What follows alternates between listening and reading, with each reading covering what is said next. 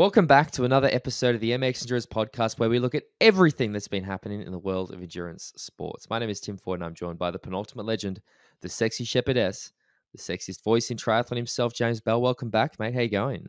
I'm well, mate. I'm well. As you found out this morning, I've misplaced my microphone, so I have to apologise to everybody for the sound quality. It's not going to be optimum this morning because I'm on a microphone headphone. But other than that, I'm well. I did a bit of a swim bike at the weekend gone, and but you're heading into a race this weekend. How are you feeling? Yeah, I'm. Those pre-race nerves are starting to set in a little bit, which I never enjoy this part that much. But it's been nearly 3 years since I've done a 70.3, so I'm literally just going in to be like, do I remember how to do this? Like, what shoe goes on what foot, and how do I do? Like, so I'm just literally like taking the pressure off. Just gonna go out there, go as hard as I can. I'll either blow up or maybe have a good result. I don't know. Look, it's so hard to gauge, mate. It's just been so long since I've done something like this. Like, I can't even remember what I was training like in the lead up to my last one. So I could be better. I could be much worse. I don't know. But yeah, December 2019 was the last race, eh? Yeah, exactly. It's been a hot minute, mate. So It has. I was talking with a friend last night. It's like it just feels like we've all lost 2 years. Like 2 years have just sort of just been vanished off the face of the planet, and we were just like, oh wait, we're doing this stuff again now. Okay. I feel you. I feel when I did that race, I know my training hasn't exactly been tipped up. When I did that race last weekend, I felt the rustiness beyond having just let the fit. It was like running into transition. So what do I do first? Where do I put this and where do I put that? And then I still had some ping on the bike. I could still go past people on hills or whatever, but I couldn't. I'd forgotten what it was like to sit and race in that aero position for quite so long. It's little things like that. That's why it's funny when I was in Girona, like a big part of going there was to just literally dedicate myself to my TT bike for like a good couple of weeks. And man, the first few days, my neck and back was so sore. I was like, I've forgotten this ain't easy. No. You've been primarily running a road bike for the last couple of years after I had that crash. And you don't do it, do you? You sit on your turbo and your TT and you tell yourself you should sit in the TT position to give yourself some tests, but you don't do it, do you? No, It's again, like I said, I'm pretty good at normally spend a lot of time with the TT bike. I've got a great spot in Sydney that I can go and do a lot of TT riding. So I think I speaking with Tyler, about his season, and I sort of think he's onto something. He's like, this year's all about building into the year. So you start each race and you just get better as you go, and that's very much how I'm sort of approaching things. My big race. Tyler, isn't he like 12? We're running out of years, mate. No, not. Yeah, but I mean, to be honest, after the break, I think it'd be impossible for me to come into a race after so long and be like, I'm going to have my best race in the history of triathlon. Like, I just don't think it's possible. I think that there is a lot more technical stuff to the sport that people neglect, like transitions, like your race brain, like those Coach's sort of corner things. has been activated here, mate. A little bit, but yeah. anyway. But let me make a final point.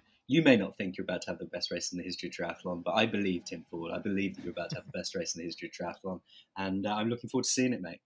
It'd be good. I mean, it's like back to what we do on the podcast. There is so much racing happening this weekend. Like, I think when we were sort of going through the doc today, I was like, fucking hell! Like, there's a lot of races this week. Like, there's. I was going to say, but I'm going to have a pre-introduction rant here. But like, there's 70.3 Elsinore, which is the European Champs. There's the men's Ironman European Championships in Frankfurt.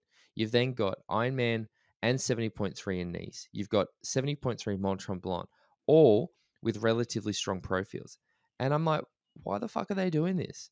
Like, this would be like the Formula One putting on Monaco and Singapore and Monza on the same weekend and wondering why they don't get a strong field to the races. It's like, stop doing this, Ironman. Start having. I understand the age group thing. Put all those races on, but just have one of them, like your championship races, as pro races, so that all those people who are going to race from Mont Tremblant, who are going to race from Nice, who's going to get them in Elsinore, like that's what I really think it's like. How many times do they have to hear this for them to go, oh, yeah, okay, maybe that's how we can make this a little bit more entertaining for the fans? But it's been a pet peeve of mine for a long time, but every time, I swear to God, every time I want to do anything, it's on the same weekend as I'm already doing something within the triathlon world. And it's, I know that these events and these organizations compete against each other. It's not just Ironman. You've got a challenge event will be on the same weekend as an Ironman event that you want to do. I don't know what it is about these specific weekends they choose, but it doesn't do the sport any good favors.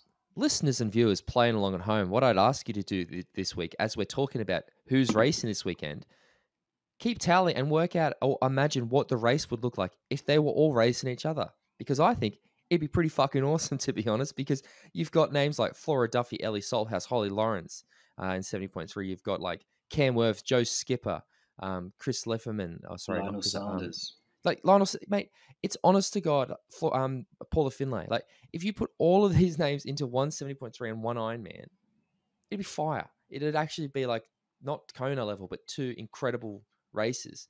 And instead, we've got some pretty good races with some pretty good names across a bunch of races. Yeah, I think it has to be quality over quantity for again, pro racing, not age group racing. Because yes, age groupers, I know, don't yell at me. You want to do your race and you don't want to travel too far. I get it, but the pros, I think they're happy to travel and stuff. And there seems to be a desire from them too. One of the things we've spoken to a lot of them about is how much they've enjoyed the post-COVID thing, being that because there were very few races, everyone raced the races that were on, and they loved it. And as a fan, I loved it. And I think like let's stick with that. Let's not go back to how things were, because I actually think that was a positive that sort of came out of the last couple of years. So I agree. rant over. Anyway, guys, this podcast is the official podcast of MX Endurance, the world's premier endurance sports community, created by four-time world champion Chris McCormack. James Bale, tell me what's something you like about MX Endurance. What I like is the new WhatsApp group that's been set up, and how we've got all various members logging into it, and so you've got people all over the world who can talk to each other and discuss things and share pictures and videos and encouragement and enthusiasm. It's optional, so it's not like you join MX, you're forced to sit in a WhatsApp group that's constantly going beep. But it is good to dip in and out. I must say I've muted it so that I can choose when it I do that with every group, mate. yeah, when it breaks itself into my world. But it's good to see all the pictures and comments and enthusiasm that are vibrating through that group. What do you like about MX Endurance, Tim Ford? No, I think that's a good point, because last weekend we had a whole bunch of members racing at different spots around the world, and you could see the ones who were together, the ones who weren't supporting the ones who were racing. Like, that's the thing I always really like. And the reality is a lot of people are like, it's funny. We have all these new members sign up, and I think none of them join the Facebook group anymore. Like, people are just so sick of Facebook as a platform. Yeah. So it's always about trying to find alternative. We're dinosaurs now, aren't we? Mate, Anyone under the age of 25 doesn't use Facebook, does it? Why would you? It's so crap. It is. It's just a rant fest for old people that shout at each other. And Twitter. Twitter's just not seek attention. Fucking Twitter's not much better, to be honest, mate. Some of the shit on Twitter, it's like, oh, because it's on the internet, it must be true. Or I heard, or I think, or fuck, like, just. I saw a tweet this week, and it was like, just don't be toxic. Like, it actually takes less energy to be nice to people and positive than it does to be. Like, it's just so true. And I saw that. Twitter's just a fucking hotbed for it, mate. Like, yeah, it's made me. This is totally we're going on a tangent now, but it's made me watch cycling less because I got fed up with the sort of vitriolic, I know better than you debate that would happen after every race, after every event, after every crash, after every incident, and it made it almost intolerable. So I think I need to delete the socials and just focus on the sport. Yeah, I mean, some of the stuff I've seen the last week has just been like, you just get fucked. Honestly, it's been pretty close to deleting a lot of stuff too, to be honest. But anyway, let's not talk about social media, because that's a whole other thing. Let's talk about some news and triathlon. And the first piece of news comes from Joe Duckers at Tri 24/7. And I actually saw that we both put this in the doc, because I think we're both quite excited to mention this. Not because it's good news, but because we literally spoke about it last week. And that's the fact that Sean Conway's full distance triathlon record attempt is over. Ultra endurance athlete Sean Conway's world record bid to complete 102 consecutive full distance triathlons has come to an early end. He was just under a week in when his social media feeds revealed, it is with deep sadness that Sean's Iron 102 attempt has ended after coming off the bike and suffering an ankle injury. Reattempt date to be announced soon. Conway himself later said, I've been knocked down, but I'll get up again. I promise. You never fail. You either succeed or you learn. Thank you all for your support. The existing world record is currently held by James Lawrence, who racked up 101 consecutive full distance triathlons in 2021. Now, James, when I saw this, I could feel your heartbreak. I could feel the anguish. I could feel the disappointment.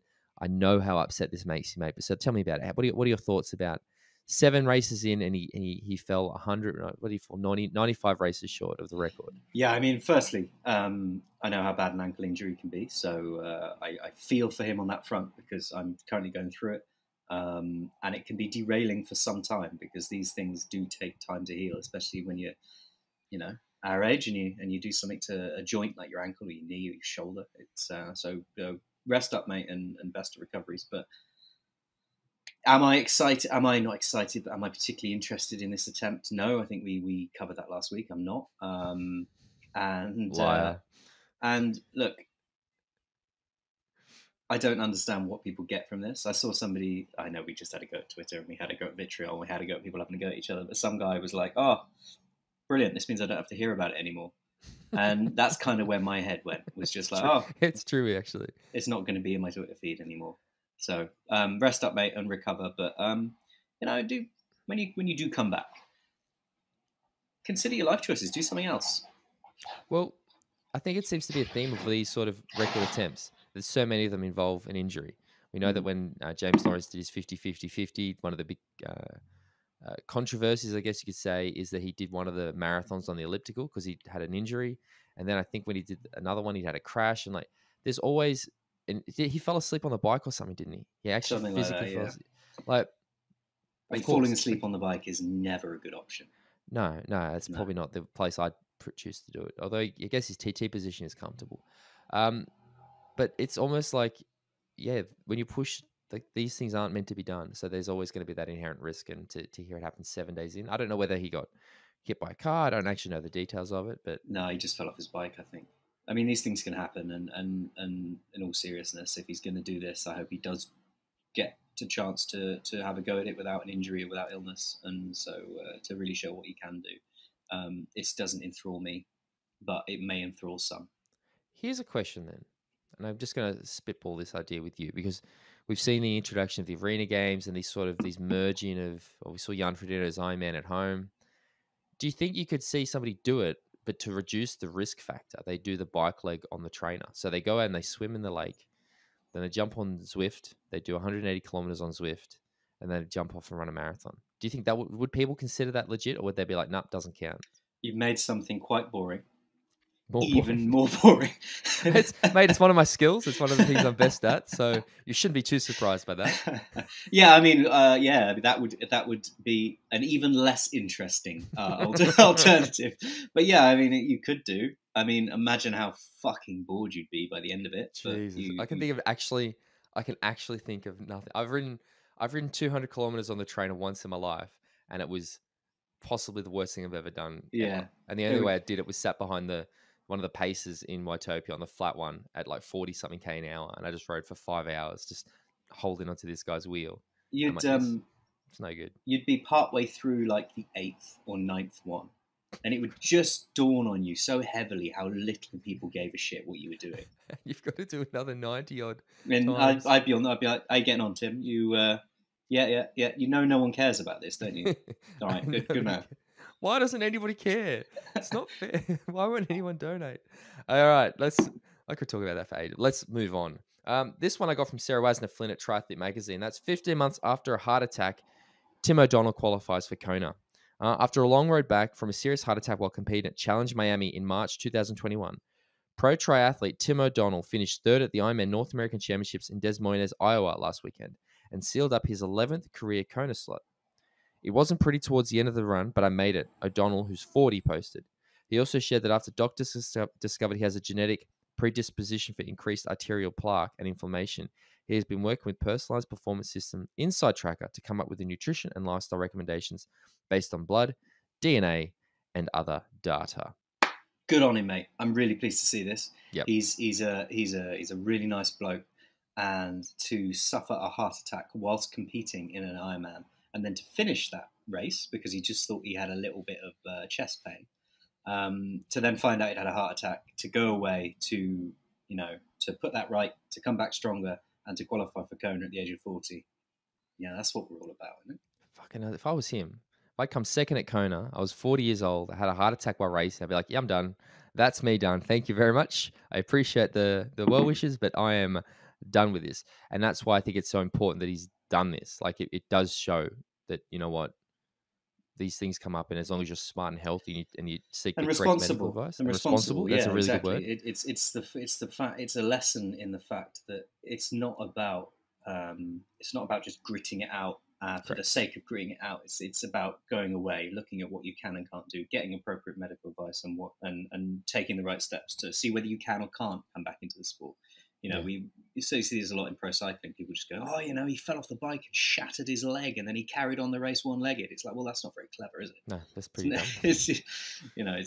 It's about sensible application of recovery.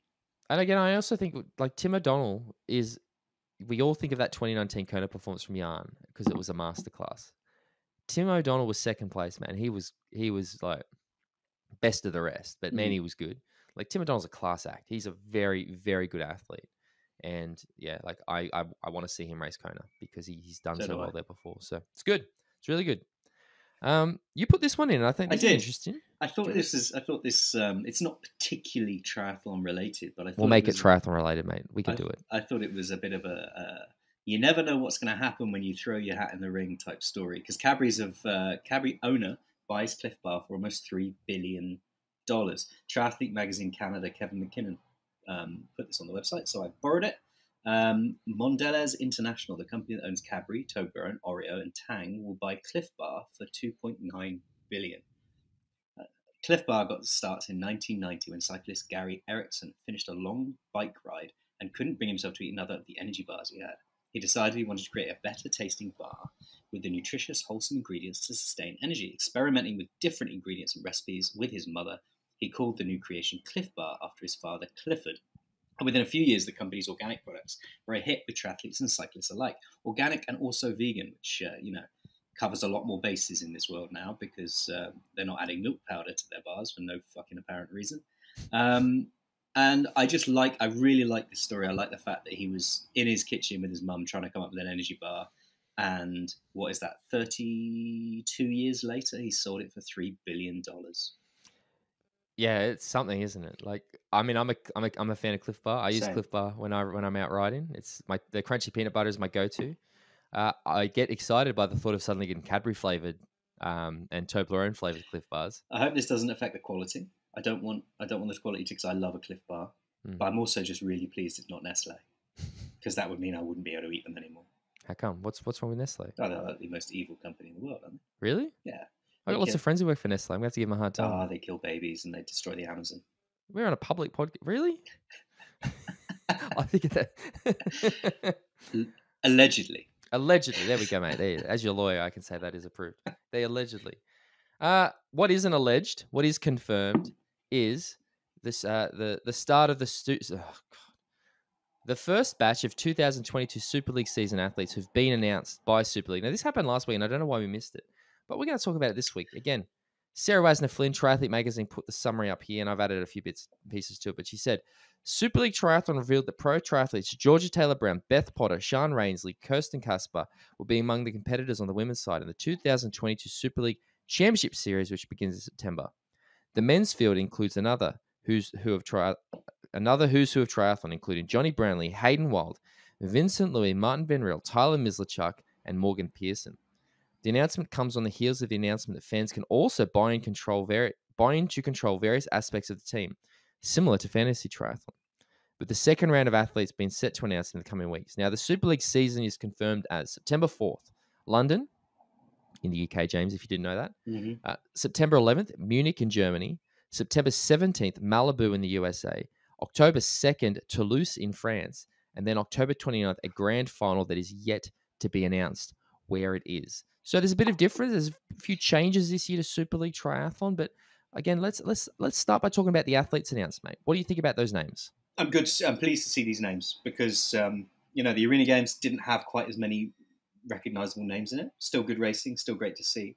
But it's good to see, a Georgia Taylor-Brown, Beth Potter, Sian Rainsley, Kirsten Kasper, Hayden Wild, Vince Louis, Martin Van Riel, Tyler Mislachuk. It's good to see all those names in there, They're the old crowd favourites, and they're going to be dusting off the short course abilities to see what they can do over the mixed up Super League format. Now, Super League, they're making changes again. They've made this fantasy triathlon thing. There's going to be a slight change to the season. There's no jersey this year, which is a big thing for them. Yeah, it's a bit disappointing, actually, to be honest. I like jersey. Yeah, it's a little bit, isn't it? But I've given up allowing my brain to go to a negative place when Super League makes a change. because it's very, very rare, seldom that they make a change. And I go, oh, no, that's not going to work. And I go, oh, yeah, that didn't work. Normally I just go, oh, that looked all right, actually. That was pretty good. That worked well. Even when they did the teams thing last year and they had all the cheetahs and the rhinos and all that. I didn't like it. I didn't like it to begin with, but I didn't mind it the way I did. I still didn't like the team names. Yeah, But I didn't mind the the concept. way. I don't like the execution. I didn't mind the way it played out at all. I thought it was unique and interesting. So like, I love how they're out there. They're pushing the boundaries. They're shaking it up, and it's going to be interesting. I'll be at the London race on September the 4th. I probably won't be at any. I might be in Toulouse in France in October. I can't imagine I'll go to the grand final. I don't think I'll be at the grand final either, to be honest. Almost like we know where it is and we don't like it. The other thing, I think it's these names in Super League that's what makes Super League great, and sort of what we sort of ranted about at the start. It's that you get the best of the best together, and it's just like race after race after race. I hope we see a bit more variety this year. It did sort of become a little bit dominated last season by Hayden, Johnny, and Alex in the men's, and then the women's was Jess and Georgia basically the whole time. Like I hope we see a bit more. I don't know what's the word. Racing. Racing, yeah, I guess. Or I think we will. I think coming out of the COVID period where it was it was still a bit restricted last time it was on as to who could be there and who couldn't. We had some injuries as well. Post Olympics, yeah. This year, I think we know from athletes we speak to and athletes we work with that a lot of the short course people, they really put a lot of stock into Super League. It's not just an addition to the series. Some of them are hanging their hat on this and saying, no, this is one of my main targets for the year is the Super League Championship. So I think we're going to see a much tighter and a much more eager to race each other and be at the front, the pointy end of things field. And that approach, I think, speaks volumes about what Super League have done, because when it came around, it was at first people thought it was a bit, this I don't like this. They're changing it. It's not swim, bike, run. It's different. It's this. They don't like it. It's just triathlon audience resistance to change. I know. I say it out loud, and I hear myself saying, I'm like, whoa, I can't believe this. This would not be fans of triathlon who would say this sort of thing.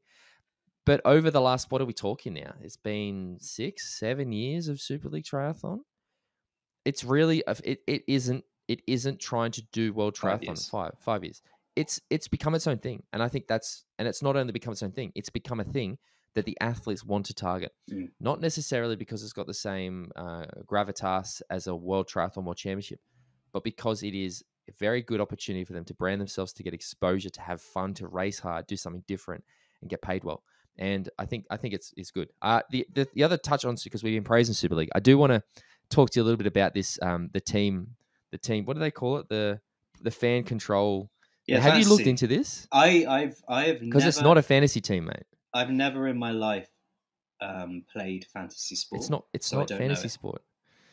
So what it is because I looked into it because I thought, shit, I'm interested about this. It's that you I think it's Team Cheetahs is the one you can buy in. So there's a whole bunch of tiers. I think it's like $40. Again, I'm making these numbers up.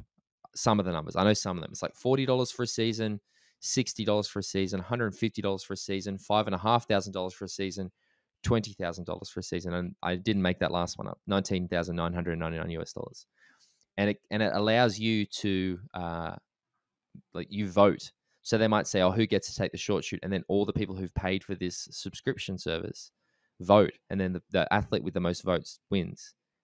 Like it's that sort of concept. Okay. So you don't. It's not like you buy you pay your $5,000, James, and you're like, "Oi, Macca, fucking get Max Stapley," and it's not that level of control. It gives you the ability to vote on things, pick team kits and stuff. So I assume no one's going to buy that, are they? Well, I wouldn't. I'm not. I think again, halfsies on a 19 grand one. That gets you. You get to go to all races. You get to get VIP accommodation and flights and stuff. It was pretty sweet deal. But again, okay. That's a bit better. I thought you meant here's 19 grand, sit at home and I get to press. No, that's why there's tiers. The lower ones, it's literally just like. Then look, there's nothing wrong with putting these options out there for people who've got the disposable income. I was expecting it more to be. I didn't even look at it. I didn't even click on it. I thought it was going to be like pay 50 quid and you get. So why is that? Let's unpack that. Why is it that you didn't? Again, you're a fan of triathlon. You're a fan of Super League. Why didn't you even look at it? Because the World Fantasy league was involved in. It's never interested me, fantasy sports. I'd never played Fantasy Football Manager. I've never played Fantasy Cycling Manager. It just doesn't do anything for me in the slightest. So my brain just went, yeah, that's another one of those, and now move on. I Fair probably should enough. have clicked on it because we do a podcast on triathlon. I could have done with knowing about it. I do think it sounds a little like, again, I looked at it and even I'm like, I don't want to do this. Like, No. this isn't for me. I don't know who, I guess I don't know who it's for, because you're not going to get casual viewers involved. Yeah, I just looked at it. I was like, I like the idea. I Five just grand's a don't. fairly nice bike. Yeah, mate. And like I said, it's, I think the difference, so when you go from the $150 for a season to the 5,000, you get to train with two athletes at one event. Oh, It's like, really? ooh, we should start we should start charging some of our athletes to train with people for $5,000 a pop. Yeah. Be pretty good. No, like I said, I you said it earlier, and I sort of tend to agree with you. Is that you've sort of got to give them the benefit of the doubt. I like that they're doing more to try to get more fans involved. I think that's a positive. I don't want to see. I don't know whether the example you gave earlier was a direct example or something you were just making up on the spot. I do not want to see the decision of the Super League taken, the decision of the short No, shoot that's taken away legit. from the athletes, That's what it is. That's literally, because it's such an exciting element. I don't you want. basically become the team manager, if that makes sense. So Okay. you get to be like, okay, if the team gets this, who gets? I guess maybe they're changing the way the short shoots and stuff work, Mm. because we know that last year there was an element of the team stuff where you'd have an athlete go out and try to get the swim points, so that the next person who was maybe on, you know, competing for the overall points, like there's an element of tactics, and I guess, yeah, I don't know. I want to see I them don't. fighting for it. I don't want to see it. I want to see. I want to. I loved last year the fact that what was it? Vince Louis and Johnny Brownlee. Mm. When Vince had the short suit, Johnny didn't, and you knew it, and they were racing because of that, and the way that they were racing was dictated by that knowledge. It made Johnny go like hell to try and get a distance, and he couldn't. And then Vince just took the short shoot, and jobs are good. Johnny's not going to be racing Super Leagues here, I don't think. No, I imagine not. With a broken elbow, if Yeah. he makes it back for the Com Games, it will be Well, when are the Com Games? July? at very end of July, like the No, very end of there's July, no 27th of chance, July. mate. Again, even if you can, how much time is he have to get to spin out of the water? Oh yeah, Like, swim will be dented like never before. it sucks. It Yeah, sucks. it really does. Speaking of the water, here's another one you put in the doc from Jonathan Turner at Try 24/7, Jabbo. Yeah, back in the water, Lucy Charles Barkley rehab. Get excited, moves mate. a Come on, massive let's get step let's get. forward. Oh, here we are, back in the water. I thought my level of enthusiasm was quite high in that moment. I, Oh, mean, I mate, think you're British. I Not on the think I BBC, hear mate. Come myself on. differently to you. This week has seen some encouraging news for reigning 70.3 world champion Lucy Charles Barkley. She's back in the pool swimming and aqua jogging as she continues her rehabilitation from injury. The 28-year-old Briton was one of the clear favourites for the rescheduled Ironman World Championships at St George in May, but missed the race due to a stress fracture in her hip, which forced her into an extended spell on the sidelines. The injury also ruled her out the sub-7, sub-8 project in June. She said, "It was nice to officially get the green light to start swimming again, but I had to keep it easy. But it still felt nice to be back in the water. It didn't feel too hard, but I definitely knew I hadn't been in the water for a while. I guess I'm fairly lucky that for 20 years I've been a swimmer, so the muscle memory is there. It just felt like a massive step forward in terms of progress, which means now I know I can build up to a good level of fitness from just swimming, and hopefully that's going to make it easier when I return to cycling and running." So whilst I was in Austria, we tended to alternate my plans. So I would swim one day and then aqua jog the next. I think the longest that we actually aqua jogged was for about 45 to 50 minutes, but we built up to that really gradually. Although aqua jogging isn't an impact-based activity, it's still putting some stress through the hip, and we needed to see how the body responded to that. Luckily, there were no negative response to it. So yeah, man, good to see Lucy Charles Barkley back. I mean, it was a real shame that she was out of the races that she was out of this year. It's a real shame that she had to dip out of sub-7, sub-8, although it created the opportunity for some really interesting, exciting racing on course. But great to see that she's moving back and coming back. So how do you? I choose to believe, and I hope that we're going to see a much hungrier Lucy Charles come back from this injury. That's going to,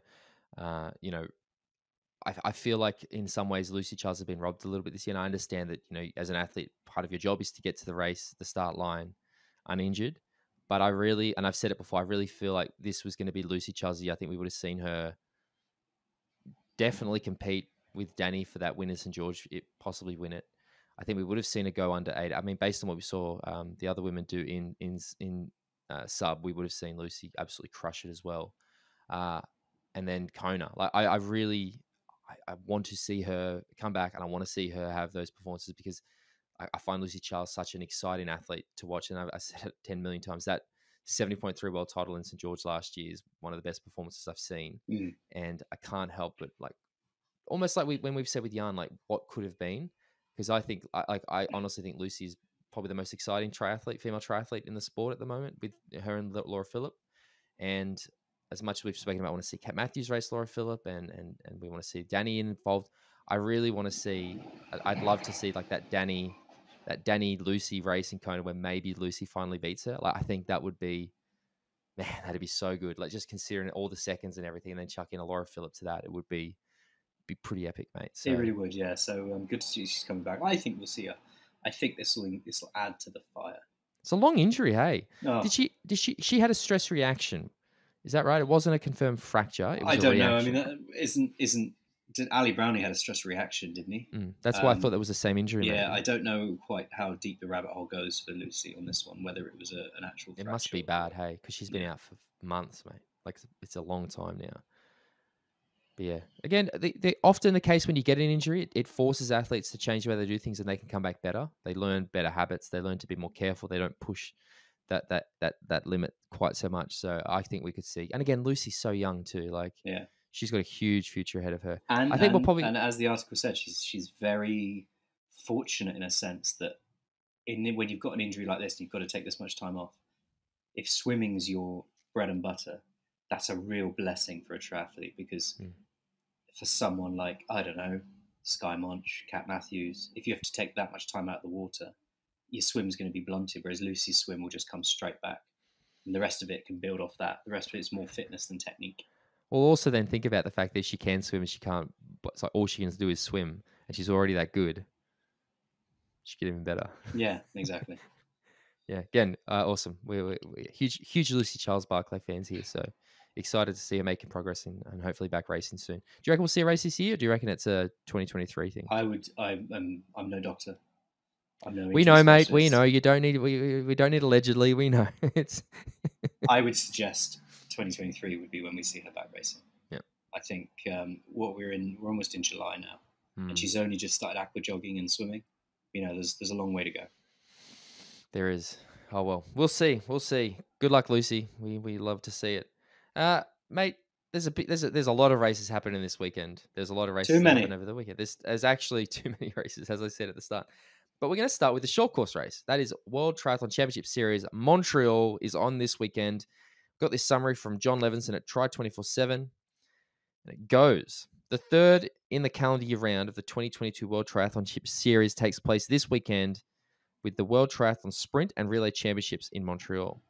With Hamburg and Abu Dhabi points added from 2021, this will then be the fifth round of the 2022 World Triathlon Championship Series. You keeping up with this? Because it's a little complicated following Yokohama and Leeds this year.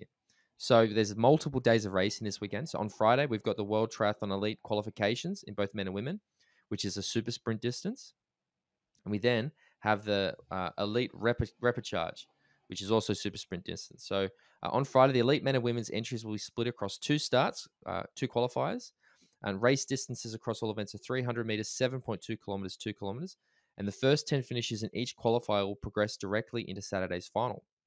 Those who don't make the top 10 will get a second chance and will race again on Friday, split into two repechage events, with the top 5 finishes in each of those progressing through to Saturday. That will leave 30 athletes for the final on Saturday. And then on Saturday, you've got the women's eliminator finals, which is 3 races of super sprint distance. And then you've got the men's also of 3 races super sprint distance. So event 1, 30 athletes start, and the first 20 athletes across the line progress. Everyone else is eliminated. Event 2, 20 athletes start, first 10 across the line progress. And then event 3, the final race to determine the top 10 finishes in the WTCS race. And then Sunday, you've got the Elite Mixed Team Relay World Championship. Let's hope they get the coverage right on this one this time. Yeah. Because the last time WTCS tried to do this, they didn't do that very well. And it was pretty pitiful, I think. Static cameras and very shoddy commentary off the back of the coverage being quite so bad. Now, WTCS moving into this sort of racing is exciting because it means that Super League's having an impact, and we're starting to see their understanding what the thirst from the audience is. Shorter, more interesting, more intricate racing, rather than just long races where everyone's just on the bike, on the swim, on the run. But their delivery needs work, mate. It really does. I say so many times their messaging is so poor compared to the likes of Super League, which put out all the information and said this is what's happening, this is what the race is. Their messaging isn't clear. Their website is rubbish. It's very difficult as an audience member who's not paying. If you're out there and you're just planning to watch the triathlon at the weekend, you're not paying a huge amount of attention. It's not gonna filter into your mind the intricacies of everything that you just read out and how it all worked and how they all Yeah. got there and what it was all for. You're going to turn in and be like, what is this? I just think their messaging and delivery needs a lot of work. Well, I think we said it last year, isn't it? They took something good and made it worse. Like Yeah. that's really, especially last year when they came out, they said they were going to make their broadcast better. They were going to make it the best in triathlon. And then we see it, it's like, Oh, they basically you took guys have no fucking idea, 102 do you? outdoor Like, Ironmen and did it on the trainer. yeah, exactly. They took something that was good and they made it significantly worse. Let's have a look at who's racing. So the good place to start is who's not racing in the women's. Sorry, well, who's not racing? So no Johnny Brownlee after his crash. There's no Vasco Valasa. The entire German team is not coming. And this means that the winners of the mixed team relay in Leeds will not be starting the mixed team relay world championships this weekend. There's no Flora Duffy. There's no Leonie Perriot. There's no Taylor Nibb. There's no Maya Kingma. So there's a few big names that aren't going to be there. But the people who are racing, we have the likes of Alex Yee, Hayden Wild, Vincent Louis, Yella Gaines, Martin Van Riel, Leo Berger, Richard Murray, Tyler Mizachuk, and many, many more. Team France swept the podium last year by Iconics, Louis, and Berger, and all return. There's, in fact, 9 of the top 10 finishers from last year are going to be racing. Now, on the men's, it's interesting that Alex Yee is going to be there. He did have that crash in Leeds, so I'm guessing that he hasn't recovered too badly. But I believe this Montreal course is quite technical, isn't it? So there's a lot of little turns and bits and pieces. So maybe, I don't know, is he going to have full confidence? Is he going to be a little bit more cautious? Yeah, I I don't mean, know. But my belief is that his injuries weren't that bad after the yeah. Leeds crash. He got away with it. He bounced. It was Brownlee that took it to the elbow and ended up with that smashed elbow. It's going to be a complex bike course. I mean, it's good to see Mr. Chuck back. I missed that man racing these boys. Yep. I think with the bike course as it is, I think Vince Louis and Hayden Wild will be hard to look past. Especially full Mate, Hayden's in I'm at the moment. pested to see Vince back. Like really, really dictating terms like he was a few years ago. I think Leo Berger is another one, mate, that can't be underestimated. He's been very good this year. In fact, The Shepherdess. the Shepherd. He's leading points too. Like Leo Berger is a bit of a sleeper, mate. Like he's the Shepherd himself, the sexy Shepherdess. I think is absolutely one to watch. You're right. Tyler had the second place in Mexico over the weekend, and that super close finish. That was, I think, more down to tactics. And as I said at the start, he's the one talking about that he's just going to get better and better and better as the year goes on. And I'm still enjoying seeing Richard Murray's name on start lists Same. after his heart issues and, yeah, and all of that. So I do like Richard Murray. He's a good character in the sport. Yeah. Like especially being that he's changed National Federation allegiances as well. Which it caught me off guard the first time I saw him racing in the Netherlands. I was like, what the fuck? Oh, it's happened. Okay, because I knew there was like a year he had to race as neutral or something. I guess that's already on the women's side. The British trio is very strong with Georgia Taylor Brown, Sophie Cole, and Beth Potter, who finished second, third, and fifth at Leeds. The winner from Yorkshire, winners from Yorkshire. What? Yorkshire. Oh, Leeds. Cassandra Beaugrand will be in Canada and hoping to continue with that form, minus the Mount Line errors. Women's race, mate. Who are you looking at? Who am I looking at on this women's race? Well, look, it's hard to look past Cassandra Beaugrand after the performance in Leeds, because even with a penalty, she just ran through the field like they were standing still. Georgia Taylor Brown will be up there because she's a class act, and you never know how people are focusing on different races at different times. So she could just be peaking towards these races, and Sophie Caldwell's a name in there as well. Beth Potter, less so for me, but I think Cassandra Beaugrand will be very much worth watching. Do you think Beth Potter's success at the Arena Games is relevant? Do you think that maybe she's had a lot of experience doing these races this year compared to the others who haven't done as many, and maybe that would be her strength? I love Arena Games. I love them. I don't see Arena Games success translating to outside success myself. I think Arena Games is so niche and so specialist that it's an entity to itself. It doesn't really... Being able to run over to a treadmill and get on a static bike is different to being able to do this well.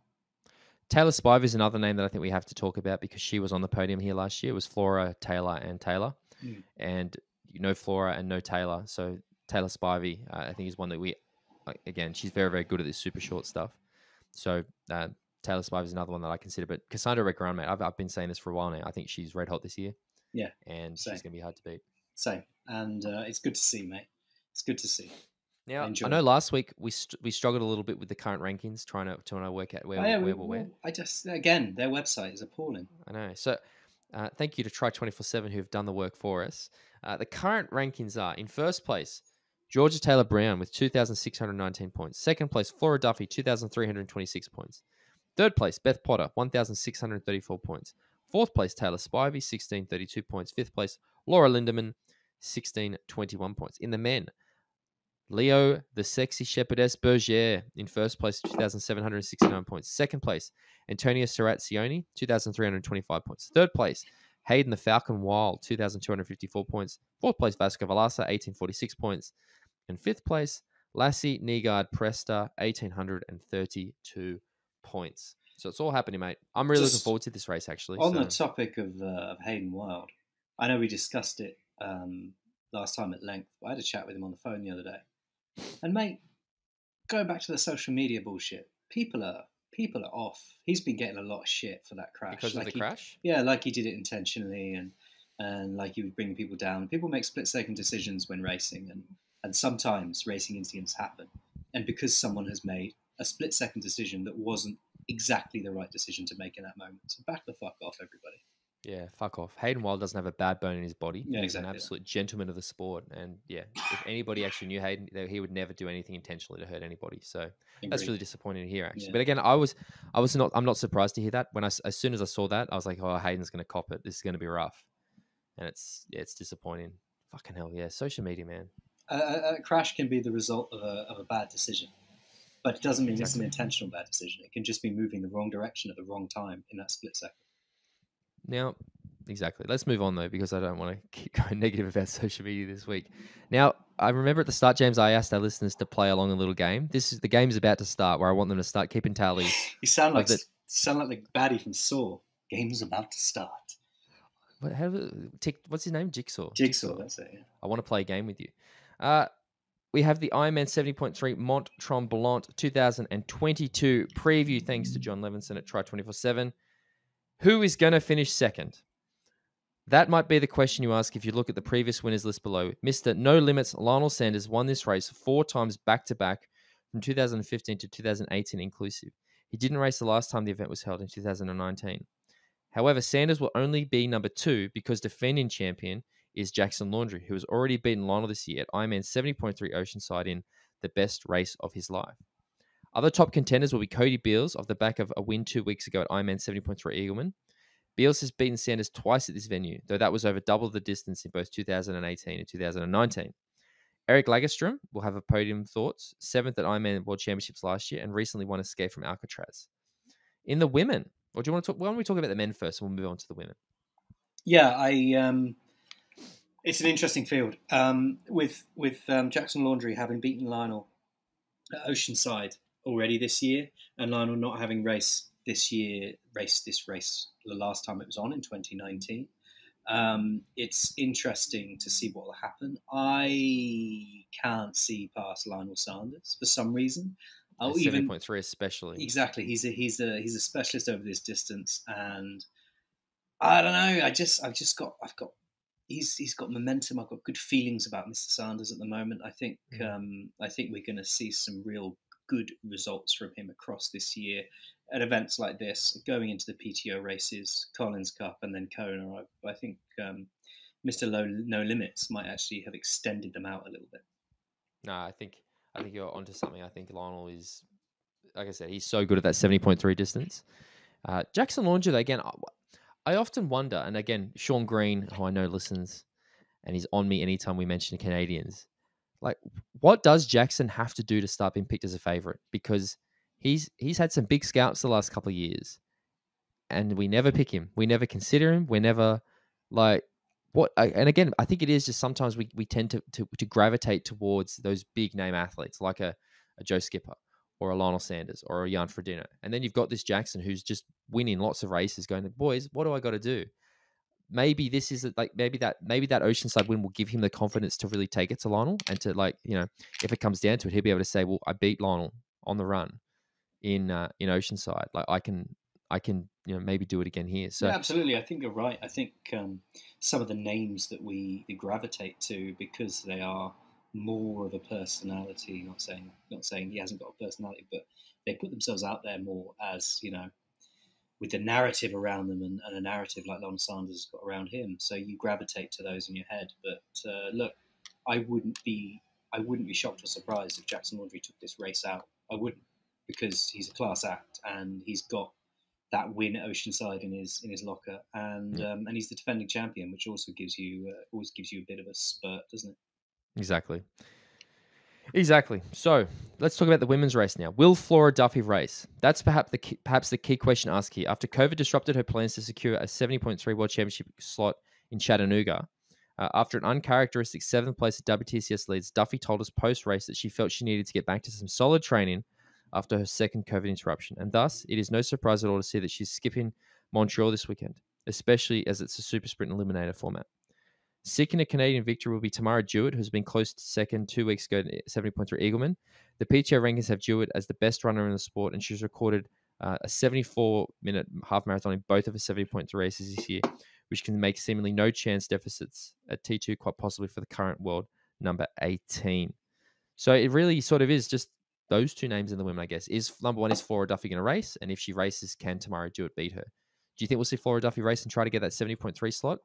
Yes and no Okay. to those two questions. Okay. If Flora Duffy races, she will win.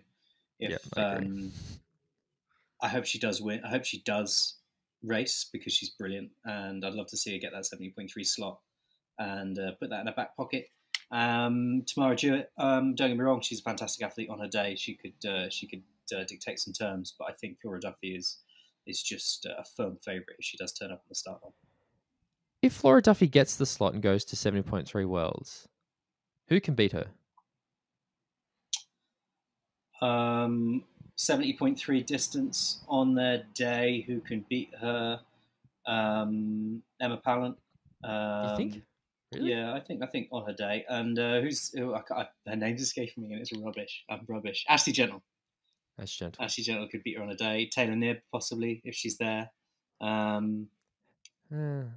think if Flora goes to 70.3 Worlds, it's almost a done deal. It's like, just don't bother showing up anybody else, to be honest. Flora Duffy's.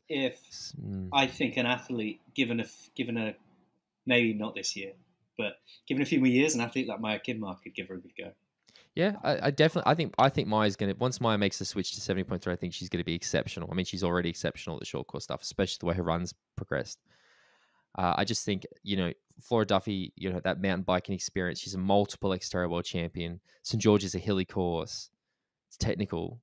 Like, she's gonna rip him a new one. If I'm honest, I think there's a lot of people hoping that she won't be racing and she won't get the slot, because I think it will be almost just it's a race for second place if Flora is in St. George. But again, I'm not going to say. I say I'm happy to be proven wrong, as I always say.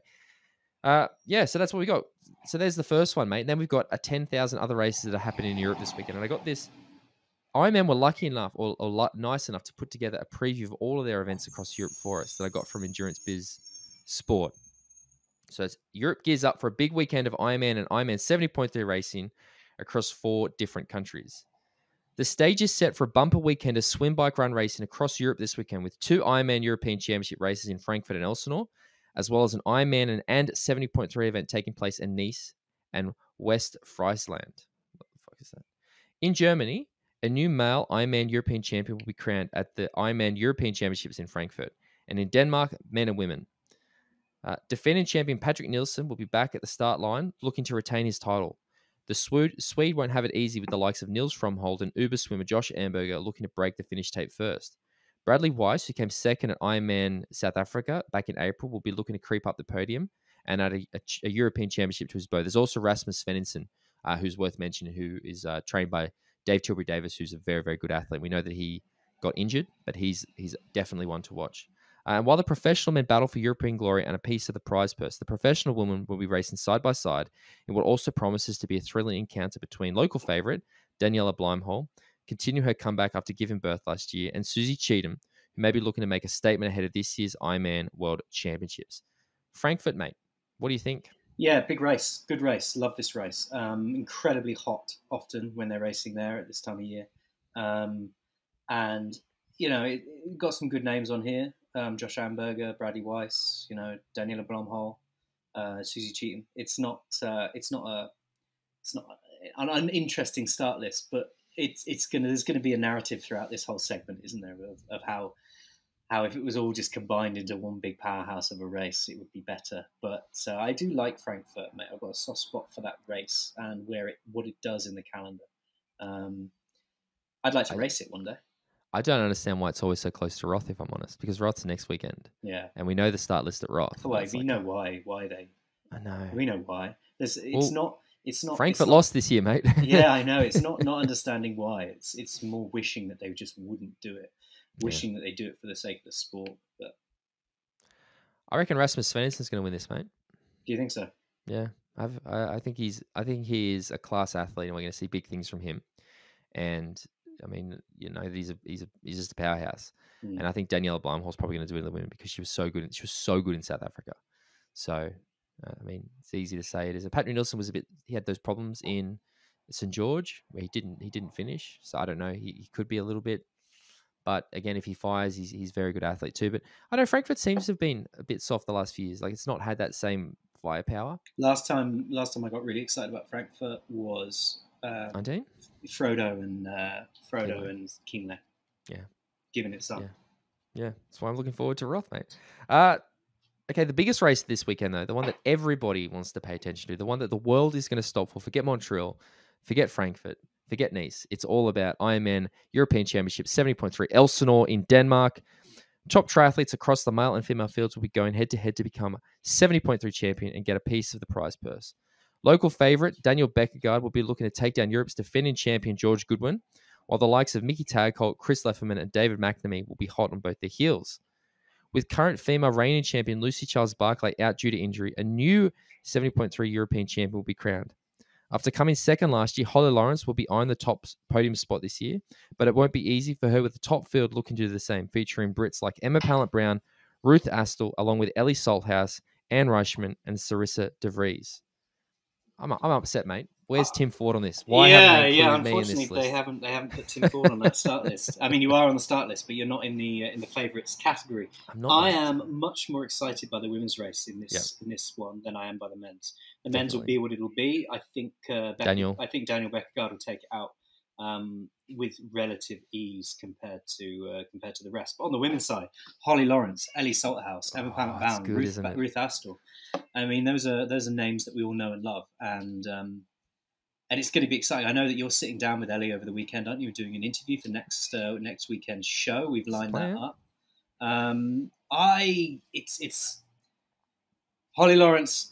We haven't seen the sort of performances we had expected from her for the last few years. It would be good to see her firing again. Ellie Salthouse is an absolute powerhouse and one of my favourite athletes on the planet. But I want to see Ruth Astle up there, mate. I want to see her, do the bridge.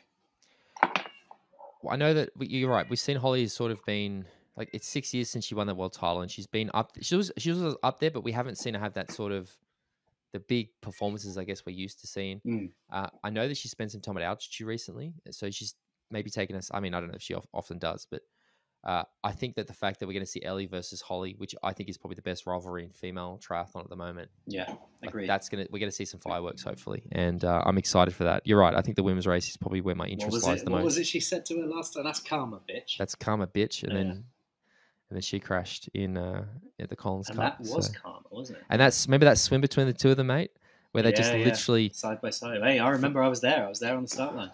God, it was good. Yeah. So I think we're going to see some fireworks between those two this weekend.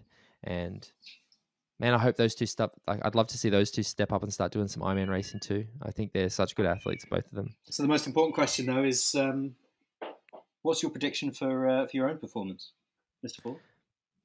4 something. Yeah, 4 something. Yeah, like, that's a giving yourself a window there, mate. Yeah, that's what I try to do, mate. Ironman France, Nice, and Ironman 70.3 Nice. Over 5,300 athletes will be flying into the glistening Côte d'Azur to take part in Ironman Nice. 2,750 athletes and 70.3 2,600 athletes, which for the first time ever will take place on the same day.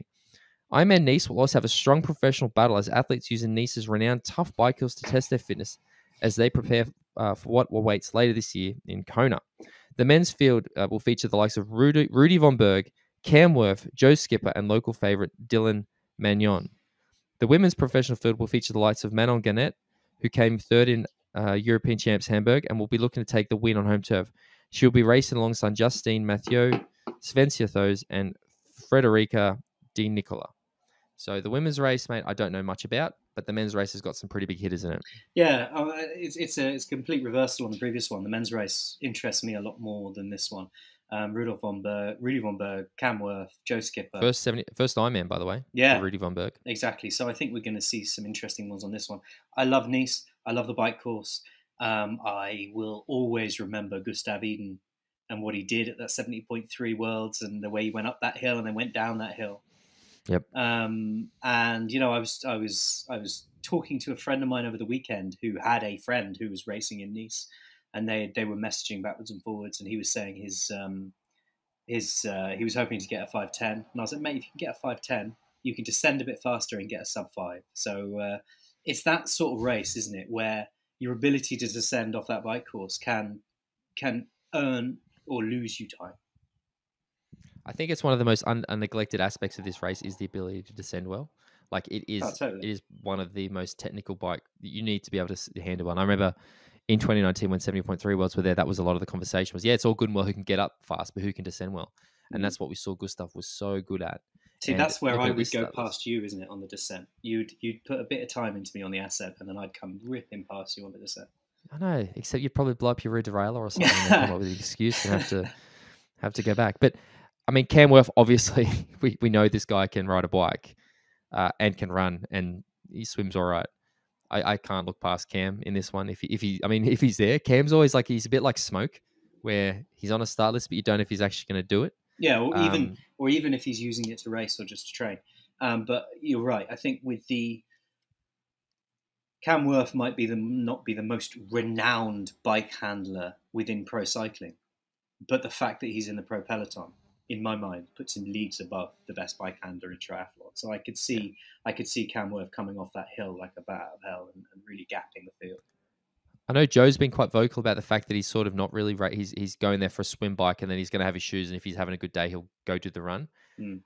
I wouldn't just knowing how Joe is as an athlete, and the fact that he seems to actually race best when he's got a bit of fatigue in the muscles and he's got a bit of load in.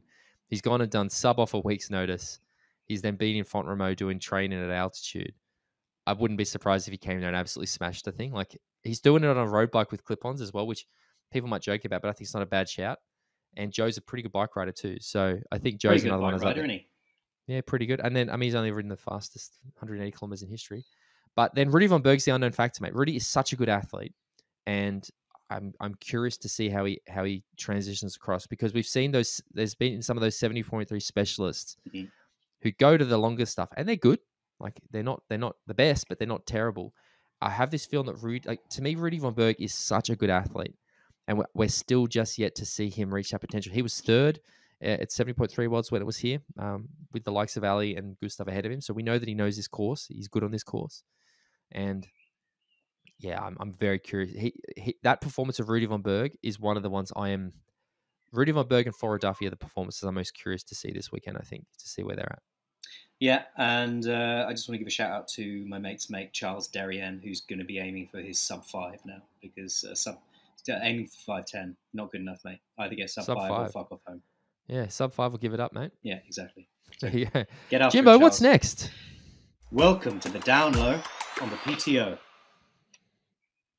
So, I completely forgot that I was meant to read the second bit then. I was like, well, I've done my intro. Tim will take over now. I thought this was interesting because we've had confirmation that Christian Blumenfeld and Gustav Iden are going to be having a showdown at the Canadian Open. Now, I took this bit of information for Try 24/7, but it's all over the internet, so there's many articles on the PTO website about it. But Christian Blum, the two top men in the PTO World Rankings will lock horns at the inaugural Canadian Open on the 24th of July. Christian Blumenfeld versus Gustav Iden is official. Blumenfeld, the Olympic champion and current number one after his Ironman World Champion success in May, faces fellow Norwegian, the 70.3 world champion Iden in Edmonton to give the new event a terrific headline attraction. Blumenfeld's last appearance saw him rewrite the hit record books at sub-7, sub-8, while Eden left the field trailing in Challenge Families Championship. The ethos of the new PTO races, the US Open follows in September, is the best taking on the best, and the full fields for both men's and women's races will be confirmed over the next 7 days. So there's more to come in terms of who's going to be racing. Yep. But this is your headline event, isn't it, on the men's side? It's finally we're going to get to see. This is going to decide it once and for all. But they've raced many times. This is what I find funny. I know, yeah. My first thought when I saw this was like, finally, the showdown we've been wanting. I'm like, fuck, you guys have a short memory, hey? Because they've raced each other a bunch of times. Like, a lot of times, actually. I am still really excited about it. You're right. Like, we talked about before, communication and start list. I think that the PTO is going to get the names there. Like, I think we're going to see this Edmonton race is going to be a pretty stacked field. But having Christian and Gustav there is bloody exciting. Out of those two, mate, who do you think has it? I'm not hugely au fait with the course yet. Let's forget that. Let's just go on gut. What does your gut tell you? Removed from any potential external influences. When you read Gustav versus Christian at this 100-kilometer distance, which is shorter than a 70.3, longer than an Olympic distance. Gustav. Who is it? Interesting. Yourself? You see, it's funny because my gut is Gustav, but then I logically go, well, Christian beats him most of the time. That like in when they raced in Bahrain together, Christian beat him. Anytime they race Olympic distance, Christian beats him most of the time. Sorry, Gustav. But we've just come to know that like as I think we've said, Christian has cracked. We've seen Christian crack a few times. We saw that Dubai race wasn't good. We've seen him have a few mechanical problems in 70.3 worlds and stuff, whereas Gustav doesn't have that happen. Gustav gets sick or injured before race and doesn't do it. But when Gustav races, he nails it.